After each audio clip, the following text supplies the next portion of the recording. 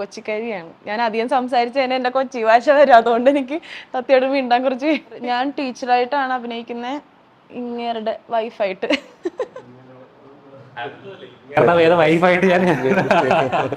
എന്റെ ഒരു ഇതില് എന്റെ കുറച്ച് ഒതുങ്ങിയ ഫാമിലിയാണ്. അതില് ഞാൻ മാത്രമേ ഉള്ളൂ കുറച്ച് തുള്ളിച്ചാടി ഇങ്ങനെ വെതകിലി പിടിച്ച് നടക്കുന്നത്. അല്ല, കൊച്ചി ഭാഷ ആയതുകൊണ്ട് എനിക്ക് സംസാരിക്കാൻ കുറച്ച്, ഞാൻ ഇപ്പോഴും കടിച്ചു പിടിച്ചൊക്കെ.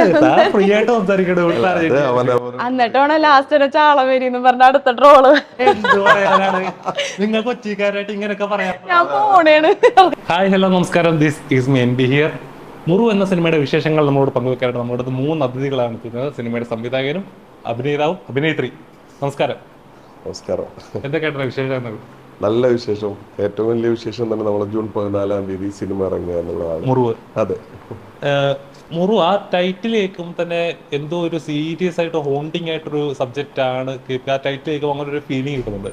ശരിക്കും അങ്ങനെ തന്നെയാണോ? അങ്ങനെ തോന്നിയെങ്കിൽ സന്തോഷമുള്ള കാര്യമാണ്. തീർച്ചയായിട്ടും വളരെ സീരിയസ് ആയിട്ടുള്ള കാലിക പ്രസക്തിയുള്ള ഒരു സബ്ജക്റ്റ് തന്നെയാണ്. നല്ലൊരു മുറിവ് എന്നുള്ളത് ആപ്റ്റാവുന്ന തരത്തിലുള്ള സബ്ജക്റ്റ് തന്നെയാണ്. ചേട്ടൻ്റെ 3ാമത്തെ ചിത്രമാണ്. അപ്പോൾ ഒരുപാട് എക്സ്പെക്ടേഷൻ ഉണ്ടാവും. ഫസ്റ്റ് ഇറങ്ങാൻ പോകുന്ന തിയേറ്ററിൽ രണ്ടാമത്തെ തിയേറ്ററിൽ റിലീസ് ആകാൻ പോകുന്ന രണ്ടാമത്തെ ചിത്രമാണ്. അപ്പോൾ ഒരുപാട് എക്സ്പെക്ടേഷൻ ഉണ്ട്. എനിക്ക് തോന്നുന്നു ഈ സിനിമയിൽ കുറെ പുതുമുഖങ്ങളുണ്ട്. എങ്ങനെയുണ്ട് ഈ പുതുമുഖങ്ങൾ? നോർമലി എല്ലാവരും പറയാറുണ്ട് ഈ പുതുമുഖങ്ങളെ വെച്ചിട്ട് എക്സ്പീരിയൻസ് ചെയ്യുന്ന റിസ്ക് ആണ്, എന്നാൽ ചില ക്ലിക്കായി വരുന്ന നമുക്കൊന്ന് എക്സ്പെക്ട് ചെയ്യാൻ പറ്റാത്ത റിസൾട്ടുകൾ അവർ തരാറുണ്ട്. എങ്ങനെയുണ്ടായിരുന്നു ഈ സിനിമയിൽ എക്സ്പീരിയൻസ്? എങ്ങനെ ഉണ്ടായിരുന്നു? 2 പുതുമുഖങ്ങളാണല്ലോ. അതെ, പുതുമുഖങ്ങളെ വെച്ച് സിനിമ എടുക്കുക എന്നുള്ളത് കുറച്ച് റിസ്ക് ഉള്ള ഒരു ഇത് തന്നെയാണ്, ഫാക്ടർ തന്നെയാണ് ഇപ്പോഴത്തെ സിറ്റുവേഷനിൽ. പക്ഷേ ഈ സിനിമ തികച്ചും ഒരു അതായത് നമ്മളെ സിനിമയിലുള്ള അഭിനേതാക്കളൊന്നും സിനിമ കണ്ടിറങ്ങുന്നവർക്ക് പുതുമുഖങ്ങളാണെന്ന് തോന്നില്ല. അത്തരത്തിലുള്ള കഴിവുള്ള പുതുമുഖങ്ങളെയാണ് ഈ സിനിമയിലേക്ക് തിരഞ്ഞെടുത്തിരിക്കുന്നത്. തീർച്ചയായിട്ടും നാളത്തെ മനോഹരമായിട്ടുള്ള താരങ്ങളായിരിക്കും. വലിയ വലിയ താരങ്ങളാണ് നമ്മൾ എടുത്തിരിക്കുന്നത് അല്ലേ? താരങ്ങൾ എന്ന് വിചാരിക്കും. ഹായ് ആവട്ടെ എന്ന് ആശംസിക്കുന്നു. അതെ, എന്തൊക്കെയുണ്ട് വിശേഷങ്ങൾ? സുഖമായിട്ട് പോകുന്നത് അല്ലേ? ഇപ്പോൾ മുറിവില് എന്താണ് കഥാപാത്രം, എന്താണ്, എങ്ങനെയാണ് മുറിവിലേക്ക് വന്നത്? ഭയങ്കര സീരിയസ്. ഞാൻ ഭയങ്കര എന്നോട് സീരിയസ് ആയ ചോദ്യങ്ങൾ ചോദിക്കാൻ പാടുള്ളൂ. എല്ലാവരും എന്തൊക്കെയുണ്ട് വിശേഷങ്ങൾ? സുഖമായിട്ടിരിക്കുന്നു. പ്രത്യേകിച്ച് വിശേഷമൊന്നുമില്ല. തട്ടിമുട്ടിയൊക്കെ പോകുന്നൊക്കെ വർക്ക് ഉണ്ട്, അതോടെ ചെയ്തിട്ട് പോകും. ആദ്യം ഒന്ന് ഇൻട്രൊഡ്യൂസ് ചെയ്യോ? ഞങ്ങൾക്ക് ഞങ്ങൾ പുതുമുഖ നായികയാണെന്ന് പറഞ്ഞാൽ ആരാണ് എന്താണെന്നൊക്കെ ഞങ്ങൾക്ക് അറിയണമല്ലോ. എന്റെ പേര് സോന ഫിലിപ്പ്. കൊച്ചിയിൽ തന്നെയാണ് വീട്. കൊച്ചിക്കാരിയാണ്? കൊച്ചിക്കാരിയാണ്. ഞാൻ അധികം സംസാരിച്ചതിന് എന്റെ കൊച്ചി ഭാഷ വരും, അതുകൊണ്ട് എനിക്ക് സത്യയോട് വീണ്ടാൻ കുറച്ച് പേടിയുണ്ട്. പക്ക കൊച്ചിയാണ്. സൗദി എന്നാണ് സ്ഥലത്തിന്റെ പേര്. അപ്പൊ എങ്ങനെയാണ് നമ്മുടെ മുറിവിലേക്ക് വന്നത്? മുറിവിലെ കഥാപാത്രം എന്താണ്? ഞാൻ ടീച്ചറായിട്ടാണ് അഭിനയിക്കുന്നത്, ഇങ്ങേരുടെ വൈഫായിട്ട്. ഞങ്ങൾ നല്ല കമ്പനിയാണല്ലോ, അതിന്റെ ഒരു ഇതില്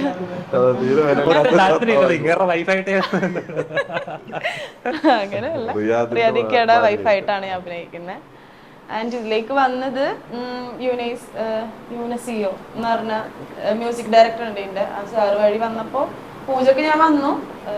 എനിക്ക് അഭിനയിക്കാൻ ഭയങ്കര ആഗ്രഹമുണ്ട്. അപ്പോൾ എന്നോട് ഞാൻ പറഞ്ഞു ഇങ്ങനെ ഞാൻ വരട്ടെ. അപ്പോൾ വന്നു, നീയും വാ, നമുക്ക് ഡയറക്ടറിനെ പരിചയപ്പെടാം. അപ്പോൾ ഡയറക്ടർ വന്നപ്പോൾ തന്നെ എന്നോട് ഇങ്ങോട്ട് ചോദിച്ചു, കുട്ടി ഏതാ എന്ന് ചോദിച്ചു. അപ്പോൾ ഇങ്ങനെ താല്പര്യം ഉണ്ടെന്ന് പറഞ്ഞപ്പോൾ ആൾക്ക് ഒരു ക്യാരക്ടർ ഉണ്ടായിരുന്നു,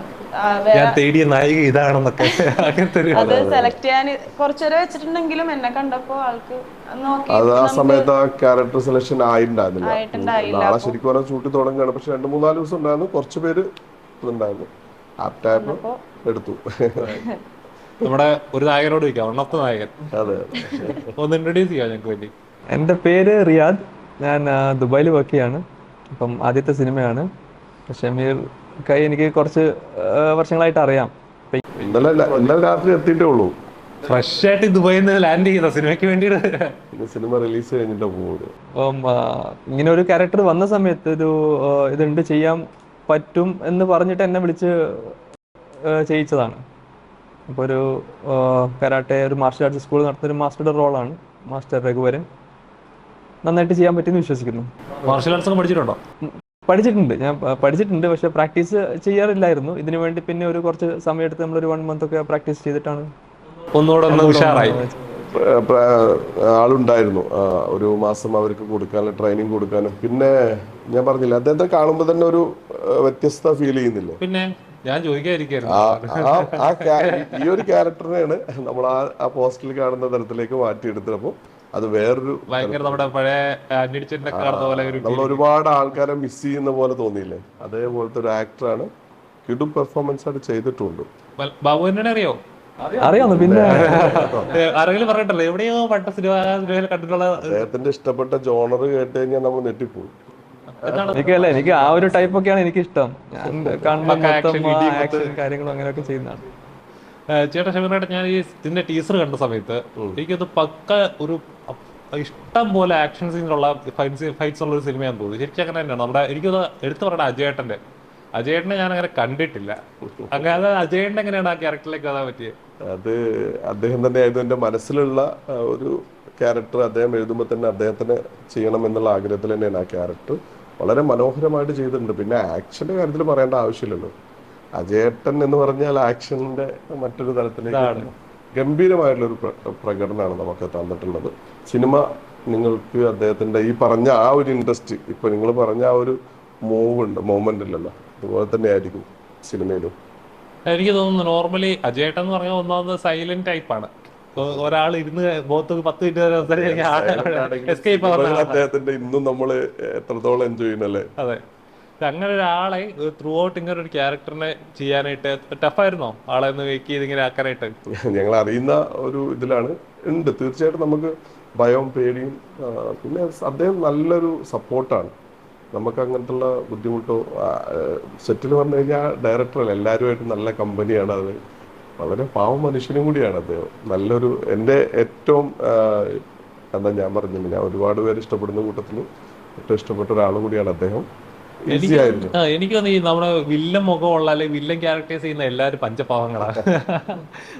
ബ്രില്യൻ്റ് ആണ് അജയേട്ടൻ. ബ്രില്യൻ്റ് ആണെന്ന് പറഞ്ഞാൽ ഡയറക്ടർ എന്നുള്ള രീതിയിലും അഭിനേതാവ് എന്നുള്ള രീതിയിലും സിനിമയെ അത്രത്തോളം നമ്മൾ പറയേണ്ട ആവശ്യമില്ല. കാരണം വെച്ചാൽ അദ്ദേഹം ഒരുപാട് കാലങ്ങളായിട്ടുള്ള തന്നെയാണ് ഇഷ്ടപ്പെടുന്ന അല്ലെങ്കിൽ അതിനുവേണ്ടി കഷ്ടപ്പെടുന്നവരുടെ ഒപ്പം നിൽക്കുന്ന ഒരാളാണ്.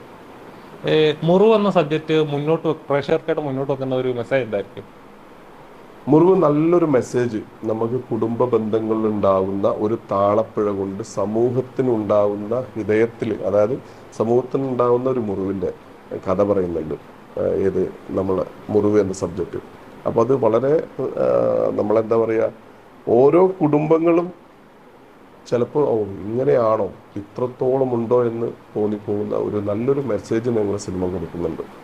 അത് കുടുംബങ്ങൾ കാണേണ്ട സിനിമ തന്നെയാണ്. ആക്ഷൻ സൈക്കോ ത്രില്ലറാണ് എന്ന് പറഞ്ഞിട്ട് കുടുംബങ്ങൾ കാണാൻ പറ്റാത്ത, അതായത് ഇന്ന് അങ്ങനെയൊന്നുമില്ല. കാരണം ആവേശം എന്നുള്ള സിനിമ എത്രത്തോളം ഫാമിലി ഓഡിയൻസ് എടുത്തിട്ടുണ്ട്. അതുപോലെയൊന്നും നമ്മൾ അങ്ങനെയുള്ള രീതിയിലല്ല, ഒരു എക്സ്പെക്റ്റേഷനും വേണ്ട. നമ്മളെ സിനിമ മനസ്സമാധാനത്തോടെ നല്ല രീതിയിൽ കാണുക, നല്ലൊരു അനുഭവമായിരിക്കും.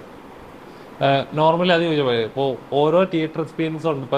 ഇപ്പോഴത്തെ ഒരു ട്രാക്ക് എന്ന് പറഞ്ഞു കഴിഞ്ഞാൽ എല്ലാം ഫാസ്റ്റാണ്. ഒരു 5 മിനിറ്റ് ലാഗ് അല്ലെങ്കിൽ ഒരു ഇച്ചിരി വലിപ്പ് തോന്നിക്കഴിഞ്ഞാൽ പടം വലിപ്പാണ്, ഭയങ്കര ലാഗാണ്. ആളുകൾ ഇച്ചിരി ഫാസ്റ്റ് ആയിട്ട് ടക്ക് ടക്ക് ടക്ക് എന്ന് പറയുന്ന ഒരു അകത്തൊരു മെന്റാലിറ്റിയിലേക്ക് വന്നു തുടങ്ങി. മുറിവ് കണ്ടപ്പോഴും അതിന്റെ ടീച്ചർ കണ്ടപ്പോഴും ഭയങ്കര ഫാസ്റ്റ് ആണ്. ഇത് കാൽക്കുലേറ്റ് ചെയ്താണ് അങ്ങനെ ഒരു ഇത് തന്നെ.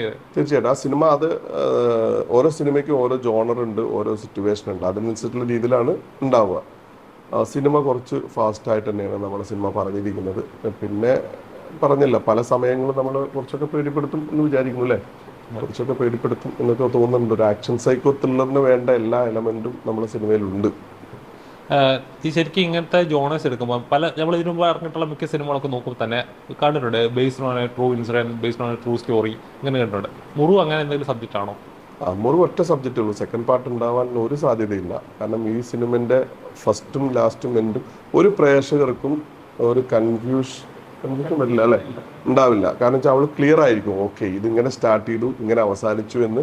നമ്മൾക്ക് ഇപ്പം മിസ്സാവുന്ന ആ ഒരു സംഭവം ഇന്ന് സിനിമയിലുള്ളത് പ്രേക്ഷകർക്ക് ചില സമയത്തെങ്കിലും അയ്യോ എന്ന് ചിന്തിക്കേണ്ട ഒരു ഇത് കൊടുക്കുന്നുണ്ട്. ഒരു പക്ഷെ നല്ലതാണ്, പക്ഷെ നമുക്ക് അങ്ങനെയല്ല, നമുക്കിത് മനസ്സിലാവും, ആഹാ ഇങ്ങനെയാണ്. സമാധാനത്തോടെ തിയേറ്ററിൽ ഇറങ്ങി വരികയും ചെയ്യുമെന്നാണ് അല്ലേ പ്രതീക്ഷിക്കുന്നത്. ലാസ്റ്റ് അവസാനത്തെ ഒരു ഷോട്ടോടുകൂടി സമാധാനത്തോടെ സന്തോഷത്തോടെ ഇറങ്ങി വരും.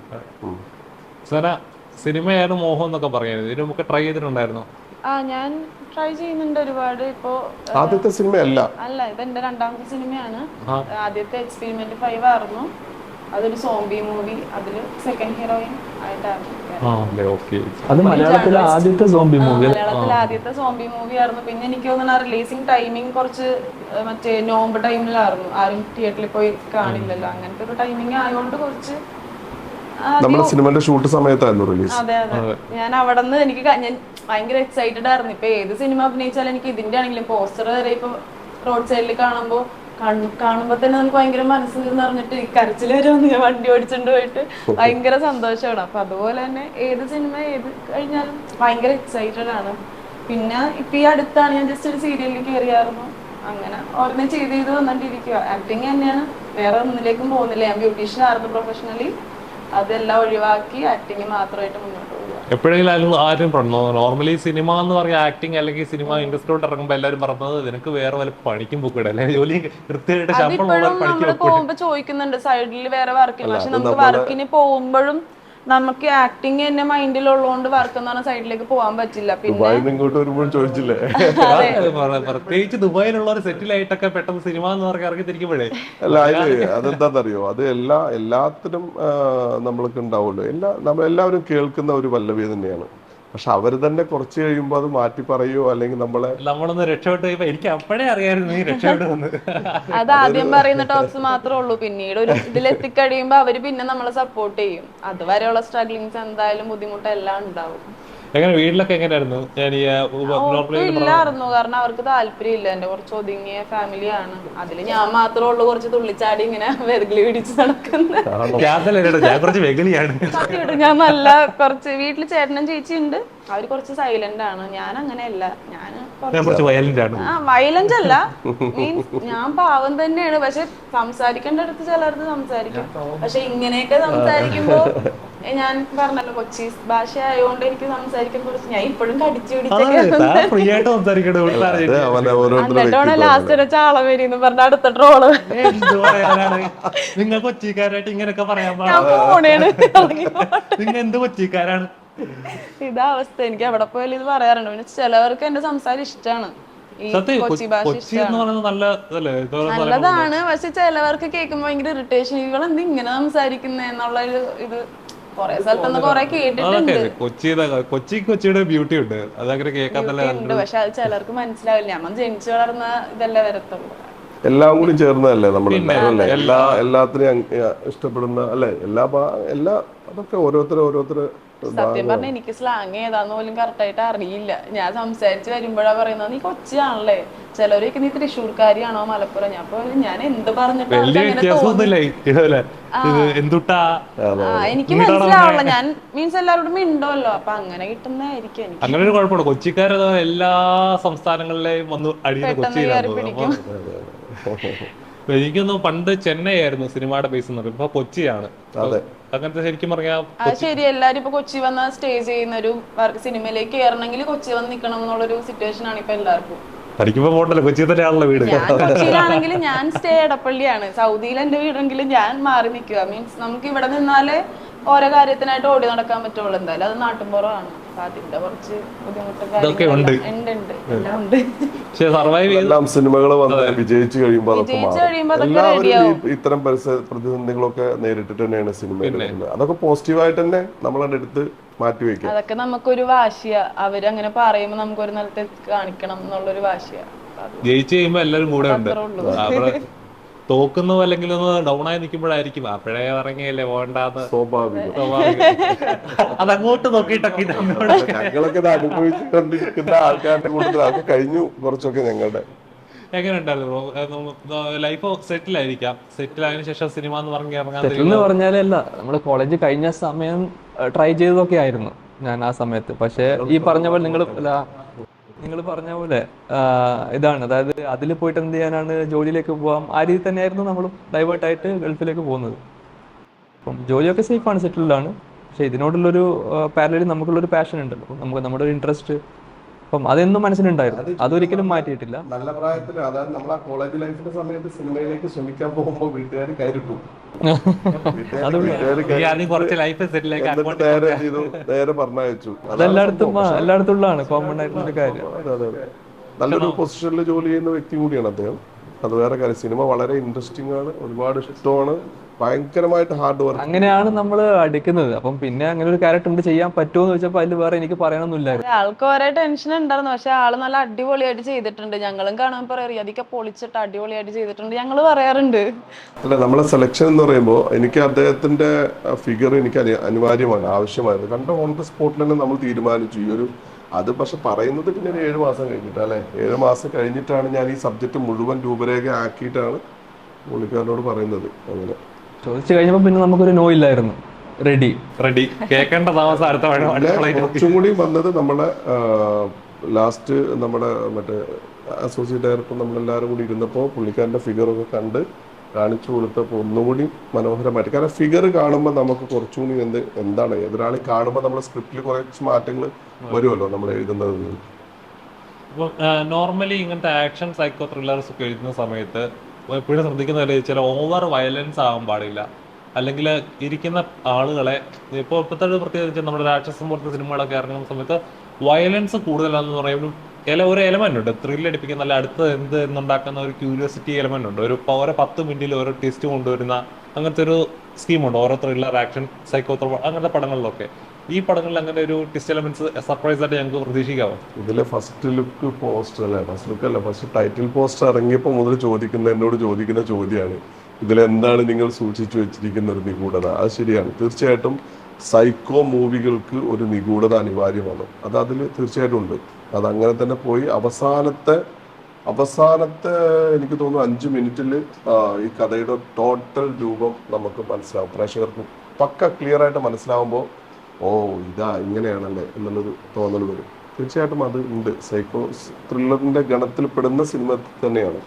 പ്രേക്ഷകർക്ക് ഉറപ്പായും തിയേറ്ററിൽ എക്സ്പീരിയൻസ് ഉള്ള എല്ലാ എലമെന്റ്സും ഉണ്ട്. ഉറപ്പായിട്ടും ധൈര്യപൂർവ്വം ടിക്കറ്റ് എടുത്ത് കാണാം, അഭിപ്രായം പറയണം എന്ന് ഞങ്ങൾ റിക്വസ്റ്റ് ചെയ്യുകയാണ്. കാരണം പ്രേക്ഷകരുടെ അഭിപ്രായം തന്നെയാണ് നമ്മളെപ്പോലുള്ളവരുടെ സിനിമകൾ മുന്നോട്ട് വരേണ്ടത്. കുടുംബവുമായിട്ട് കാണണം. കാരണം പെൺകുട്ടികളുള്ള മാതാപിതാക്കൾ പ്രത്യേകിച്ച് പെൺകുട്ടികളെ കാണിപ്പിക്കണമെന്നാണ്. കാരണം പ്രതികരിക്കാൻ ഇപ്പോൾ ചെയ്യേണ്ട സമയത്ത് ചെയ്യേണ്ട കാര്യങ്ങൾ ചെയ്യണം എന്നാണ്. പിന്നെ നമ്മൾ അതിന് കഴിഞ്ഞതിന് ശേഷം പിന്നെ ചെയ്യുന്നതിനൊന്നും എന്തുണ്ടാവില്ല, എഫക്റ്റ് ഉണ്ടാവില്ല. അപ്പോൾ ആ പ്രതികരിക്കേണ്ട സമയത്ത് പ്രതികരിക്കാൻ കുട്ടികളെ പഠിപ്പിക്കുന്ന പെൺകുട്ടികൾ അവരുടെ ഫൈറ്റൊക്കെ ഉണ്ട് ഇതിൽ. പെൺകുട്ടി വേറെ നായിക കൂടി ഉണ്ട് ഇവിടെ, ഞങ്ങളെ കൃഷ്ണപ്രവീണ എന്നുള്ള മറ്റൊരു നായിക കൂടി ഉണ്ട് ഇതിൽ. ഗംഭീരമായിട്ട് പെർഫോം ചെയ്തിട്ടുണ്ട്. ആ കുട്ടിക്ക് എത്താൻ പറ്റിയില്ല, അവളും ദുബായ് മോഡലാണ്. അവർ 13-ാം തീയതിയാണ് എത്താൻ അല്ലേ, 13-ാം തീയതി എത്താൻ പറ്റിയില്ല.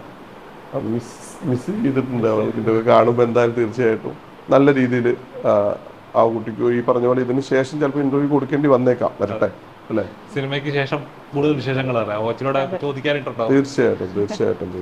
അപ്പം സോന ഈ പറഞ്ഞ പോലെ ഓരോ ക്യാരക്ടർ ചെയ്യുമ്പോഴും നമുക്കൊരു പേഴ്സണലി ഒരു ഇതുണ്ടാവുമല്ലോ, എന്റെ ക്യാരക്ടർ പ്രേക്ഷകരിലേക്ക് ഇങ്ങനെ എത്തണം, അല്ലെങ്കിൽ ഈ ക്യാരക്ടർ ഇന്ന പോലെ ചെയ്യുവാണെങ്കിൽ ഇച്ചിരൂടെ ഇതുണ്ടാവും. നമ്മൾ പേഴ്സണലി ഒന്ന് ഓരോ ക്യാരക്ടർ കേൾക്കുമ്പോൾ ഉണ്ടാവുമല്ലോ. ഈ സിനിമയിലെ കഥാപാത്രം എത്രത്തോളം ഡെപ്ത് ഉണ്ട് അതിന്? നിങ്ങളുടെ കഥാപാത്രത്തിന് എന്തൊരു ഡെപ്ത് ഉണ്ട് നമ്മുടെ ഭാഷ പറഞ്ഞു. ഒറ്റ കാര്യത്തിൽ പറയാം, ഒരു വാക്കിൽ തന്നെ പറയാം. അതൊന്ന് ശരിക്കും പറഞ്ഞു കഴിഞ്ഞാൽ ഓരോ ഷോട്ടും സീനൊന്നും കൃത്യമായിട്ട് പറഞ്ഞു കൊടുക്കാത്ത, പക്ഷെ ഡബിങ്ങിന് വന്നപ്പോൾ നെറ്റിപ്പോയതാണ്. എന്താണെന്ന് വെച്ചാൽ സിനിമ തുടങ്ങുന്ന സ്റ്റാർട്ടിങ് മുതൽ അവസാനിക്കുന്ന എൻഡ് വരെ ഈ ടീച്ചറിലൂടെയാണ്, നായികയിലൂടെയാണ് പോകുന്നത്. സ്റ്റാർട്ട് ചെയ്യുന്നതും ഈ ടീച്ചർ ചെയ്ത ഒരു കാര്യത്തിൽ നിന്നാണ് ഈ സിനിമ തുടങ്ങുന്നതും അത് അവസാനിപ്പിക്കുന്നതും. അതെന്തിനാണ് ചെയ്തത് എന്ന് പറയുന്നതിലുമാണ് സിനിമ അവസാനിപ്പിക്കുന്നത്. കറക്റ്റ് അല്ലേ? അതായത് ഈ സിനിമയിൽ ട്വിസ്റ്റ് ഉണ്ടാക്കുന്നത് ഞാൻ തന്നെയാണ്, അവസാനിപ്പിക്കുന്നത് ഞാൻ തന്നെയാണ്. അതന്നെയാണ്, അതാണ് സിനിമയ്ക്ക് ട്വിസ്റ്റ് ഉണ്ടാക്കുന്നത്. കഥ അത് നിങ്ങൾ അങ്ങ് പറയാ മതി. അപ്പം ചേട്ടാ, ഓരോ സിനിമകൾ ചെയ്യുമ്പോൾ ഒരു പേഴ്സണൽ ജോണേഴ്സ് ഉണ്ടാവുമല്ലോ, നമുക്ക് എല്ലാവർക്കും ഉണ്ടാവും. കാണാൻ ഇഷ്ടപ്പെടുന്ന ഒരു പേഴ്സണൽ ജോണർ ആവും. എനിക്ക് ഇന്ന പോലത്തെ ഒരു സിനിമ തന്നെ ചെയ്യണം എന്ന് ആഗ്രഹിക്കുന്നുണ്ടാവും. ഇത് തന്നെ ഇങ്ങനത്തെ ജോണേഴ്സ് ചെയ്യാനാണോ ഇച്ചിരി താല്പര്യം? അല്ല, എനിക്ക് ആക്ഷൻ ഇഷ്ടമാണ്. എനിക്ക് ആക്ഷൻ പാറ്റേൺ ഞാൻ ഇഷ്ടപ്പെടുന്നു. പിന്നെ തമിഴ് തെലുങ്ക് സിനിമകളാണ് ഞാൻ കൂടുതൽ വർക്ക് ചെയ്തിട്ടുള്ളതും. അതുകൊണ്ട് തന്നെ അവിടുത്തെ ഉള്ള ഒരു പ്രേക്ഷകരുമായിട്ട് എനിക്ക് കുറച്ചുകൂടി മിങ്കിൾ ചെയ്യാൻ ഇഷ്ടമാണ്. പക്ഷെ എല്ലാത്തരം സിനിമകളും ഞാൻ ഒരുപാട് ഇഷ്ടപ്പെടുന്നു. ഇപ്പം നമ്മൾ റീസെൻ്റ്ലി ഇറങ്ങിയ മന്ദാകിനി, അതേപോലെ ജിയോ ചേട്ടൻ്റെ കാര്യം നിസ്സാര സംഭവ ബഹുലം അല്ലെ, പേരാ തന്നെ തോന്നുന്നതാണ്. ആ സംഭവം എനിക്ക് ഭയങ്കര ഇഷ്ടപ്പെട്ട സിനിമയാണ്. എന്നാൽ ടർബോ ഇന്നും എൻജോയ് ചെയ്യുന്ന നമ്മൾ പവർഫുള്ളാണ്. എല്ലാത്തരം സിനിമകളും രാജ്ബി ഷെട്ടിൻ്റെ ഗരുഡഗമന വൃഷഭവാഹന എന്നുള്ളൊരു സിനിമ ഉണ്ട്, കണ്ടിട്ടുണ്ടോന്ന് അറിയില്ല നിങ്ങൾ. അസാധ്യമായിട്ട് എനിക്ക് മോഹിപ്പിച്ച അത്തരം സിനിമകൾ ചെയ്യണം എന്ന് എനിക്ക് ആഗ്രഹമുള്ള ആളാണ് ഞാൻ. എല്ലാത്തരം സിനിമകളും ഇഷ്ടമാണ് എനിക്ക്. ഇന്നതൊന്നുമില്ല, നമ്മൾ ഓരോ സമയത്ത് കിട്ടുന്ന കഥകൾ, എലമെന്റ്, അതിന് ഡിപ്പെൻഡിട്ടാണ് നമ്മൾ സിനിമ ഒരുക്കുന്നത്.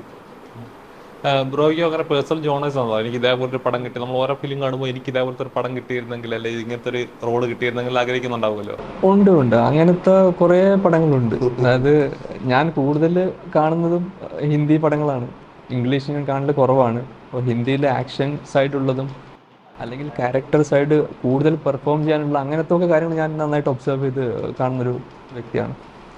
അപ്പോൾ ഞാൻ എന്നും പറയുന്ന കാര്യമാണ് ഷമീർക്കയോട്, അങ്ങനെയൊക്കെയുള്ള ക്യാരക്ടേഴ്സ് ചെയ്യണം എന്നാണ് എൻ്റെ ഒരു ആഗ്രഹം. അപ്പം അങ്ങനെ ഏതെങ്കിലും സിനിമകളുണ്ടോ മനസ്സിൽ കണ്ടിട്ടുള്ള? പെട്ടെന്ന് ഓർത്തെടുക്കാൻ ബുദ്ധിമുട്ടാണ്. ഫോട്ടോ അയച്ചു. അല്ല, അതിപ്പോൾ റീസെൻ്റ്ലി അറിയാം, നമ്മുടെ പൃഥ്വിരാജ് ഇത് ചെയ്തില്ലേ ഹിന്ദിയിൽ, ബഡമിയ ചോട്ടമിയ. അപ്പം അതിലാ ഒരു ടൈഗർ ഷ്രോഫ്, അക്ഷയ് കുമാർ, അങ്ങനെയൊക്കെയുള്ള ആക്ഷൻസ് ആണ് എനിക്ക് കൂടുതൽ ഇഷ്ടം. അങ്ങനത്തെ ഒരു ക്യാരക്ടറിന് ഇഷ്ടപ്പെടുന്ന ഒരാളാണ്. എപ്പോഴും മാസ് വില്ലൻ അങ്ങനത്തെ അല്ല, ഞാന് ഹിന്ദിയിലിപ്പോ ഞാൻ ആഗ്രഹിക്കുന്ന ഒരു സിനിമ പിങ്ക് എന്ന സിനിമ എനിക്ക് മലയാളത്തിൽ ചെയ്യണമെന്ന് ആഗ്രഹമുണ്ട്. പിങ്കൊക്കെ എനിക്ക് ഒരുപാട് ഇഷ്ടമായിട്ട് കണ്ടിട്ടുണ്ട്. അമിതാഭ് സാറിന്റെ പിങ്ക്, നല്ല പിങ്ക് അതെനിക്ക് മലയാളത്തിൽ ചെയ്യണം എന്നെനിക്ക് ആഗ്രഹമുള്ള ഒരുപാട് അങ്ങനത്തെ ഉള്ള ജോണറും എനിക്കിഷ്ടമാണ്. എല്ലാത്തരം സിനിമകളും പക്ഷെ എനിക്ക് തോന്നുന്നു നമ്മൾ പലപ്പോഴും മറ്റ് ഭാഷകളിൽ കാണുന്ന ചിത്രങ്ങൾ, വാവു എന്ന് കാണുന്ന അല്ലെങ്കിൽ അമേസിംഗ് എന്ന് പറയുന്ന ചിത്രങ്ങളൊക്കെ മലയാളത്തിലേക്ക് കണ്ടു കഴിയുമ്പോഴേക്കും ഇങ്ങനെയൊക്കെയാണോ മലയാള സിനിമയുടെ ഇതില്ലേ അതില്ലേ, അങ്ങനെ എപ്പോഴും ഒരു ജഡ്ജ്മെന്റൽ മൈൻഡിലാണ് കാണുന്നത്. കാരണം നമ്മൾ ഒരുപാട് സിനിമകൾ അങ്ങനെ കണ്ടിട്ടുണ്ട്. ശരിക്കും പറഞ്ഞാൽ അത് എന്താ പറയാ, നമ്മുടെ മെന്റാലിറ്റിയുടെ കുഴപ്പമാണോ എന്ന് എപ്പോഴും തോന്നിയിട്ടുണ്ടോ? ചിലപ്പോൾ നമ്മൾക്ക് എന്താ വെച്ചാൽ നമ്മുടെ ഒരു സിനിമ എന്ന് പറയുന്നത്, മലയാള സിനിമ എന്ന് പറയുന്നത് ലോകം ശ്രദ്ധിക്കുന്ന വളരെയേറെ എന്താ പറയുക ജെനുവിൻ മൂവീസാണ്. നമ്മൾക്ക് റിയാലിറ്റികൾ കൂടുതലായിട്ടും ചെറിയ ചെറിയ ഇമോഷൻസിനൊക്കെ പ്രാധാന്യം കൊടുക്കുന്ന നല്ല വളരെ മനോഹരമായിട്ടുള്ള സിനിമകളാണ് നമ്മളെ മലയാള സിനിമകളുള്ളത്. ഇത്തരം സിനിമകൾ എങ്ങനെ കണക്ട് ചെയ്താലും അവിടുത്തെ ഇമോഷനും ഇവിടുത്തെ നമുക്ക് കണക്ട് ചെയ്യാൻ പറ്റില്ല. കാരണം രണ്ടും വ്യത്യസ്തമാണ്. അവിടുത്തെ ഓഡിയൻസ് വ്യത്യസ്തമാണ്, ഇവിടുത്തെ നമ്മുടെ ഓഡിയൻസും വ്യത്യസ്തമാണ്. അപ്പോൾ അതിനെ നമ്മൾ എത്ര കണക്ട് ചെയ്താൽ, നമുക്ക് പൊന്മുട്ടേരുന്ന താറാവ് എന്നുള്ളത് മറ്റൊരു ഭാഷയിൽ നിന്ന് ആണ് വരുന്നതെങ്കിൽ നമുക്ക് വിശ്വസിക്കാൻ പറ്റുമോ? എങ്ങനെ പോയാലും അത് കഴിയില്ല. അതേപോലെ തന്നെയാണ് എന്ന് എനിക്ക് തോന്നുന്നു. അത് ഡിപ്പെൻഡന്റ് ആണ് നമുക്ക് ഓരോ സിനിമയ്ക്ക് അനുസരിച്ചിട്ട്. തനിക്കോ ഇതുപോലെ പേഴ്സണൽ ജോണേഴ്സ് അങ്ങനെ എന്തെങ്കിലും ആഗ്രഹം? അങ്ങനെയില്ല, എനിക്ക് എന്താണെങ്കിലും എനിക്കല്ല ഏത് ഏതൊരു ഇതാണെങ്കിലും അതനുസരിച്ച് ചെയ്യണം എന്നുള്ളത് മാത്രമേ ഉള്ളൂ. ഇപ്പൊ ഇന്ന ക്യാരക്ടർ അങ്ങനെ ചെയ്യണം എന്നൊന്നുമില്ല. ഏത് ക്യാരക്ടർ ആണെങ്കിലും അത് നല്ല രീതിക്ക് ചെയ്യാം. ചാൻസ് കിട്ടിയാൽ മതി. നെക്സ്റ്റ് സിനിമയിലേക്ക് വിളിക്കുക, സിനിമ കണ്ടിട്ട് അഭിപ്രായങ്ങൾ പറയുക, അതാണ് മെയിൻ ആയിട്ടുള്ള ഒരു സംഭവം. സിനിമകൾ കണ്ടുമ്പോ ഇതേപോലത്തെ ഒരു ക്യാരക്ടർ കിട്ടിയിരുന്നെങ്കിൽ ഏതെങ്കിലും ഉണ്ടോ സിനിമ? ഒരുപാടുണ്ടല്ലോ. ഇടയ്ക്കൊരു കുടുംബിനി കാണുമ്പോ അതുപോലത്തെ ചെയ്യണം തോന്നും. ഭയങ്കര ആക്ഷൻ, എനിക്ക് ഭയങ്കര ഫൈറ്റിംഗ് സീൻസ് ഒക്കെ ഭയങ്കര ഇഷ്ടമാണ് ചെയ്യുന്നത്. ഒരുപാട് കഷ്ടപ്പെട്ട് പഠിച്ചിട്ട് ചെയ്യാന്ന് പറയില്ല, അതൊക്കെ എനിക്ക് ഭയങ്കര ഇഷ്ടമാണ്. അതായത് എത്ര ഏജ്ഡ് ആയിട്ടുള്ള കഥാപാത്രം, അങ്ങനത്തെ കഥാപാത്രങ്ങളാണോ? ഏജ്ഡ് അല്ല, മീൻസ് മിനിമം ഓവർ ഏജ്ഡ് ചെയ്യാൻ പറ്റുമെങ്കിൽ എനിക്ക് കുഴപ്പമില്ല. ഏതാണെങ്കിലും അതിലൊരു എന്തെങ്കിലും ഒരു ത്രില്ലിംഗ് ആയിട്ടുള്ള ഒരു സംഭവം ഉണ്ടാവില്ല. നമ്മൾ ചെയ്യുന്ന കഥാപാത്രം നോട്ടബിൾ ആയിരിക്കണം അല്ലേ? അതാണ് മെയിൻ ആയിട്ട്. നമുക്ക് കിട്ടുന്ന കഥാപാത്രം എന്താണോ അതിന് നമുക്ക് പെർഫോം ചെയ്യാനുള്ള സ്പേസ് ഉണ്ടാവുക. അപ്പം ഈ നോർമലി ഇപ്പോഴത്തെ ഒരു ട്രാക്ക് എന്ന് പറഞ്ഞാൽ ഇപ്പോഴേ സിനിമകൾ അടുപ്പിച്ചിട്ടുണ്ടാവും. ജൂണൊക്കെ പകുതി മഴക്കാലമാണ്, അതിൻ്റെ പ്രശ്നങ്ങൾ തിയേറ്ററിൽ ആളുകൾ കുറയുന്നുണ്ട്. പക്ഷേ എന്നാൽ ഒരുപാട് പടങ്ങൾ റിലീസാകാൻ പോവുകയാണ്. അപ്പം പല ചിത്രങ്ങളിലും വലിയ വലിയ ചിത്രങ്ങൾ വരുമ്പോൾ ചെറിയ ചെറിയ ചിത്രങ്ങൾ മാറിപ്പോകുന്ന നമ്മൾ കാണാറുണ്ട്. അങ്ങനെ എപ്പോഴും പേടിയുണ്ടോ? ഇല്ല, ഞങ്ങൾക്ക് ഈ സിനിമയെ കുറിച്ചിട്ട് അത്തരത്തിലുള്ള പേടികളൊന്നും ഇല്ലാതെയാണ് ഞങ്ങൾ ധൈര്യപൂർവ്വമാണ് ഈ സിനിമ ഇറക്കുന്നത്. വലിയ പെരുന്നാളുമായിട്ട് ബന്ധപ്പെട്ടിട്ടാണ് ഞങ്ങൾ ഈ സിനിമ ഇറക്കുന്നത്. ഒരു എല്ലാത്തരം പ്രേക്ഷകർക്കും ഇഷ്ടപ്പെടുന്ന കണക്റ്റ് ആവുന്ന ഒരു കണ്ടന്റും ചെയ്യാവുന്ന നല്ല രീതിയിൽ ഞങ്ങളത് പണിയെടുത്തു വെച്ചിട്ടുണ്ട്. പിന്നെ സ്നേഹം നിറഞ്ഞ നമ്മളെ പ്രേക്ഷകർ നമ്മളെ കൈവിടില്ല എന്നുള്ള പ്രേക്ഷകരാണ്, അവരാണ് എല്ലാം. അവർ കൈവിടില്ല എന്നുള്ള ഒരു വിശ്വാസം ഞങ്ങൾക്കുണ്ട്. കാരണം ഞങ്ങൾക്ക് സപ്പോർട്ട് നല്ല രീതിയിൽ തന്ന അവരാണ്. ഇത്രത്തോളം മുറിവ് എന്ന സിനിമയ്ക്ക് ഒരുപാട് സപ്പോർട്ട് തന്നിട്ടുണ്ട്. ആ സപ്പോർട്ട് ഞങ്ങൾക്ക് തിയേറ്ററിൽ കിട്ടും, അവർക്ക് അത് ഇഷ്ടപ്പെടും എന്നുള്ളൊരു വിശ്വാസം ഞങ്ങൾക്കുണ്ട്. തീർച്ചയായും മലയാളി പ്രേക്ഷകർക്ക് അങ്ങനെ ഒരു ഗുണമുണ്ട്, നല്ല സിനിമകൾ ഒരിക്കലും മലയാളികൾ കൈവിട്ടിട്ടില്ല. അതെ അതെ അതെ. പിന്നെ വേറെ കാര്യം കൂടി ഉണ്ട്, ഇപ്പൊ മലയാളത്തിന്റെ ഏറ്റവും ടോപ്പ് സമയത്തിലൂടെയാണ് നമ്മൾ പോയിക്കൊണ്ടിരിക്കുന്നത്. അത് വലിയൊരു സന്തോഷമുള്ള കാര്യമാണ്. കാരണം എല്ലായിടത്തും ചെല്ലുമ്പോൾ നമുക്ക് സംസാരിക്കുന്നുണ്ട്, ആ സമയത്ത് നമുക്ക് സിനിമ ഇറക്കാൻ പറ്റിയെന്നുള്ള സന്തോഷം. അപ്പം ഒരുപാട് എക്സ്പെക്ടേഷൻ ഉണ്ട്, ഒരുപാട് സ്വപ്നങ്ങളുണ്ടാവും. പുതുമുഖങ്ങളാണ്, ഇനിയും ഒരുപാട് സിനിമകൾ ഞങ്ങൾക്ക് കാണാനായിട്ടുള്ളതാണ്. അപ്പം കാണാൻ വരുന്ന പ്രേക്ഷകരോട് എന്താണ് പറയാറുള്ളത്? മുറിവ് വരുന്ന സിനിമ എല്ലാവരും ജൂൺ 14 കുടുംബത്തോടൊപ്പം, കുട്ടികളുള്ള അമ്മമാർ പ്രത്യേകിച്ച് ഫാമിലിയോടൊപ്പം സിനിമ കാണുക. അവരവരുടെ അനുഭവങ്ങൾ, അഭിപ്രായങ്ങൾ സ്വന്തം സോഷ്യൽ മീഡിയയിൽ കൂടി നിങ്ങൾ രേഖപ്പെടുത്തുക. കാരണം ഞങ്ങളുടെ ഏറ്റവും വലിയ റിവ്യൂസും ഞങ്ങളുടെ സിനിമൻ്റെ പരസ്യവും നിങ്ങൾ നൽകുന്ന അഭിപ്രായങ്ങളാണ്. എല്ലാവരോടും ഞങ്ങൾ സിനിമ കാണാൻ ആഗ്രഹിക്കുന്നു, ആവശ്യപ്പെടുന്നു. അതാണ് ഞങ്ങൾക്ക് പറയാനുള്ളത്. ജൂൺ 14 ഞങ്ങളോടൊപ്പം തിയേറ്ററിൽ ഉണ്ടാവണം എന്നാണ് ഞങ്ങൾക്ക് പറയാനുള്ളത്. അപ്പം തീർച്ചയായും മുറിവ് എന്ന ചിത്രം വലിയൊരു ഹിറ്റ് ആവട്ടെ. ഇനിയും ഒരുപാട് ചിത്രങ്ങൾ നിങ്ങളെ കാണാൻ സാധിക്കട്ടെ. ഇത്രയും സമയം ഞങ്ങൾക്ക് എടുത്തുണ്ടെങ്കിൽ താങ്ക് യു. Thank you.